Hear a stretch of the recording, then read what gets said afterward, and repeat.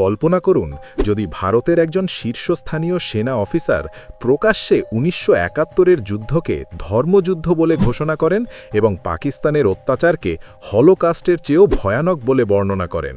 এটা সরাসরি বাংলাদেশকে একটা কড়া হুঁশিয়ারি যে ইতিহাস ভুলে গেলে পরিণতি ভয়ঙ্কর হবে। এটা কোনো কল্পনা নয়, বরং সাম্প্রতিক ঘটনা যা দেখিয়ে দিচ্ছে ভারতের অটুট শক্তি এবং দৃঢ় অবস্থান। বাংলাদেশে হিন্দু নির্যাতন বাড়ছে, পাকিস্তানের সঙ্গে ঘনিষ্ঠতা বাড়ছে, কিন্তু ভারত চুপ করে বসে নেই। এই ভিডিওতে আমরা উন্মোচন করব কিভাবে লেফটেন্যান্ট জেনারেল মনোজ কুমার কাটিয়ারের বিস্ফোরক বক্তব্য এবং সীমান্তে মিসাইল টেস্টগুলো বাংলাদেশকে স্পষ্ট বার্তা দিচ্ছে, যুদ্ধ না চাইলে আমাদের কথা মেনে চলো। এটা শুনে আপনারা বুঝবেন কেন বাংলাদেশের খেল খতম হয়ে যাচ্ছে। বন্ধুরা, প্রথমে ফিরে যায় ১৯৭১-এর সেই মহান মুক্তিযুদ্ধে। ভারত তখন বাংলাদেশকে পাকিস্তানের নৃশংস অত্যাচার থেকে মুক্ত করতে সাহায্য করেছিল, লক্ষ লক্ষ প্রাণ বাঁচিয়েছিল এবং পাকিস্তানের সেনাবাহিনীকে পরাজিত করেছিল। এটা ছিল একটা ধর্মযুদ্ধ, অধর্মের বিরুদ্ধে ধর্মের লড়াই। পাকিস্তানের অত্যাচার ছিল হলোকাস্টের চেয়েও ভয়ানক। কিন্তু আজকের বাংলাদেশে কি ঘটছে? হিন্দু সম্প্রদায়ের ওপর নির্যাতন, মন্দির ভাঙা, বাড়ি পোড়ানো, হত্যা। এগুলো সাধারণ ঘটনা নয়, বরং সংগঠিত প্রচেষ্টা যা ভারত বিরোধী মনোভাব থেকে উদ্ভূত।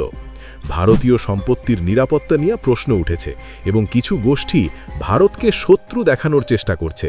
পাকিস্তানের গোয়েন্দা সংস্থার ছায়া পড়েছে। এটা স্পষ্ট যে পাকিস্তান চায় বাংলাদেশকে ব্যবহার করে ভারতের উত্তর পূর্বে অস্থিরতা সৃষ্টি করতে। কিন্তু ভারত এসব দেখে শান্ত নেই। আমাদের সামরিক প্রস্তুতি এমন যে কোনো হুমকি মোকাবিলা করতে তৈরি। বাংলাদেশের রাজনীতির দিকে তাকাই। আওয়ামী লীগ নিষিদ্ধ হওয়ার পর ভোটাররা কোথায় যাবে? যদি জামাতের দিকে ঝোঁকে তাহলে পরিস্থিতি আরও জটিল। ভারত বিএনপি এবং তারেক রহমানের প্রতি নরম দৃষ্টি রাখছে, কারণ তারা ভারতের সঙ্গে ভালো সম্পর্ক চায়। জয়শঙ্করের সফরে গোপন বার্তা দেওয়া হয়েছে। ওসমান হাদির মৃত্যু ঘিরে বিতর্ক দেখে বোঝা যায় যে ভারতের বিরুদ্ধে আন্তর্জাতিক ন্যারেটিভ তৈরির চেষ্টা চলছে, কিন্তু ভারত এসব উড়িয়ে দিয়ে তার শক্তিশালী অবস্থান বজায় রেখেছে। এবার মূল বিষয়ে আসি। ভারতের ওয়েস্টার্ন কমান্ডের প্রধান লেফটেন্যান্ট জেনারেল মনোজ কুমার কাটিয়ারের সাম্প্রতিক বক্তব্য কোনো সাধারণ মন্তব্য নয়, বরং এটি একটি সুস্পষ্ট কূটনৈতিক ও সামরিক দিক নির্দেশনা। তিনি সরাসরি বলেছেন যে বাংলাদেশের জন্য এটা ডিফিকাল্ট টাইম এবং বাংলাদেশের ফিউচার নিয়ে এখন গভীরভাবে চিন্তা করার সময় এসেছে। লেফটেন্যান্ট জেনারেল কাটিয়ার বাংলাদেশের সেনাবাহিনীর পেশাদারিত্বের প্রশংসা করলেও তার মূল উদ্দেশ্য ছিল একটি কড়া বার্তা প্রদান করা।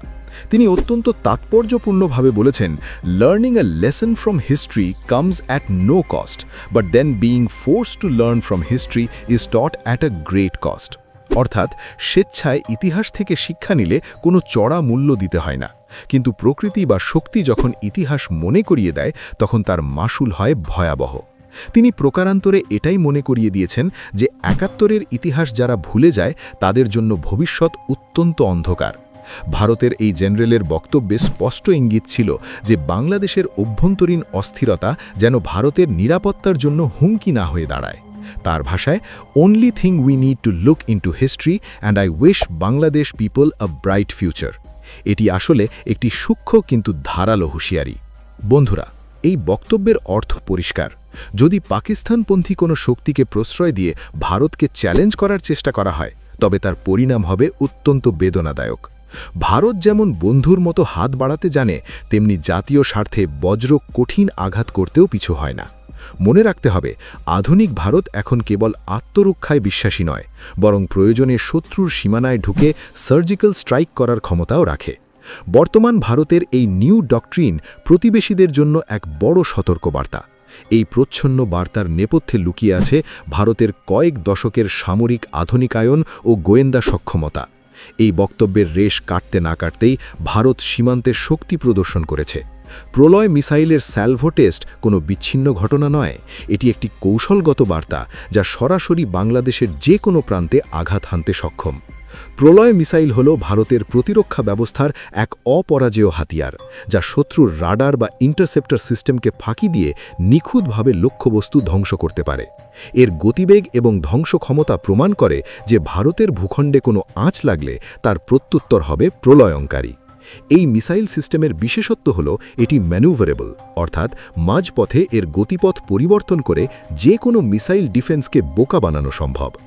দক্ষিণ এশিয়ার বর্তমান ভূরাজনীতিতে ভারতের এই আধিপত্য আসলে একটি স্পষ্ট সিগন্যাল যে এখানে ছায়াযুদ্ধ বা প্রক্সি ওয়ারের দিন শেষ। ভারত এখন হার্ড পাওয়ারের ভাষায় কথা বলছে, কারণ ইতিহাসের পুনরাবৃত্তি তারা আর চায় না। ভারতের এই মিসাইল প্রযুক্তি মূলত যুদ্ধের মোড় ঘুরিয়ে দেওয়ার জন্য তৈরি। যখনই কোনো প্রতিবেশী দেশ বন্ধুত্বের মর্যাদা লঙ্ঘন করে শত্রুপক্ষের সঙ্গে আঁতাত করার চেষ্টা করে, তখনই এই ধরনের সামরিক মহড়া তাদের ভ্রম সংশোধন করে দেয়। বন্ধুরা, যদি আপনারা ভারত থেকে দেখছেন তাহলে কমেন্টে জয় শ্রীরাম লিখুন, আর অন্য দেশ থেকে হলে আপনার দেশের নাম লিখুন। দেখি কতজন ভারতের এই দৃঢ়তাকে সমর্থন করেন। সাউথ ব্লকের বার্তা পরিষ্কার। দক্ষিণ এশিয়ায় ভারতের আধিপত্যকে অস্বীকার করার ধৃষ্টতা যেন কেউ না দেখায়। বাংলাদেশের সেনাপ্রধান বিভিন্ন সময় আশ্বাস দিলেও হিন্দু নির্যাতন কমেনি, আর এসবের দায়ভার এড়িয়ে যাওয়ার সুযোগ নেই। নয়াদিল্লি এখন কেবল কথার ভুলঝুরি নয়, বরং অন গ্রাউন্ড রেজাল্ট দেখতে চায়। যদি উগ্রবাদী শক্তিগুলো নিয়ন্ত্রণের বাইরে চলে যায়, তবে ভারত হাত গুটিয়ে বসে থাকবে এমনটা ভাবা হবে চরম বোকামি। সার্বভৌমত্ব রক্ষার নামে প্রতিবেশীর ঘর জ্বললে তার আঁচ ভারতের গায়ে লাগার আগেই ব্যবস্থা নেওয়া হবে। সীমান্তের ওপারে যখন অস্থিতিশীলতার বারুদ জমা হয়, তখন দিল্লির মৌনতাকে দুর্বলতা ভাবলে ভুল হবে। ভারতের নিরাপত্তা বলয় এখন আর কেবল সীমান্তের কাঁটাতারে সীমাবদ্ধ নয়, বরং তা শত্রুর হৃৎপিণ্ড পর্যন্ত বিস্তৃত। লেফটেন্যান্ট জেনারেল মনোজ কুমার কাটিয়ারের এই কথাগুলো বাংলাদেশকে মনে করিয়ে দিচ্ছে যে 1971-এ ভারত যা করেছে তা ভুলে গেলে পরিণতি হবে ভয়ানক। প্রলয় মিসাইল অত্যাধুনিক, শত্রুর রক্ষণ ব্যূহ এড়িয়ে সঠিক আঘাত করে শত্রু সেনাকে ধ্বংস করার জন্য এটি আদর্শ। এটি কোনো সাধারণ মারণাস্ত্র নয়, এটি অখণ্ড ভারতের সংকল্পের প্রতিফলন। এসব দেখে বাংলাদেশের উচিত বুঝতে হবে যে ভারতের সঙ্গে শত্রুতা করে কোনো লাভ নেই। এই পরিস্থিতি ভারতের জন্য গর্বের। লেফটেন্যান্ট জেনারেলের বক্তব্য প্রমাণ করে যে আমরা শান্তি চাই, কিন্তু প্রয়োজনে শক্তির ভাষায় জবাব দেব। ভারতের কৌশলগত ধৈর্যেরও একটা সীমা আছে, এবং সেই সীমা অতিক্রম করার ঝুঁকি কারোরই নেওয়া উচিত নয়। মনে রাখতে হবে, কূটনীতির শেষ যেখানে হয়, রণক্ষেত্রের শুরু ঠিক সেখান থেকেই। আধুনিক সমরবিদ্যার প্রতিটি মানদণ্ডে ভারত আজ এক অপ্রতিদ্বন্দ্বী শক্তি। শান্তি আলোচনার টেবিল থেকে যখন সমাধান আসে না, তখনই মিসাইলের সাইলোগুলো গর্জে ওঠে। দক্ষিণ এশিয়ার ভূ রাজনীতিতে ভারত আজ আর কোনো নীরব দর্শক নয়, বরং মূল চালিকা শক্তি। যারা অশান্তির আগুন ছড়াচ্ছে, তাদের জেনে রাখা উচিত যে আগুনের শেষ পরিণতি কেবল ছাই। ভারতকে বলব, প্রতিবেশীদের উদ্দেশ্যে ইতিহাস থেকে শিক্ষা নিন এবং শান্তির পথে ফিরুন, অন্যথায় খরচের অঙ্কটা হবে আকাশচুম্বী।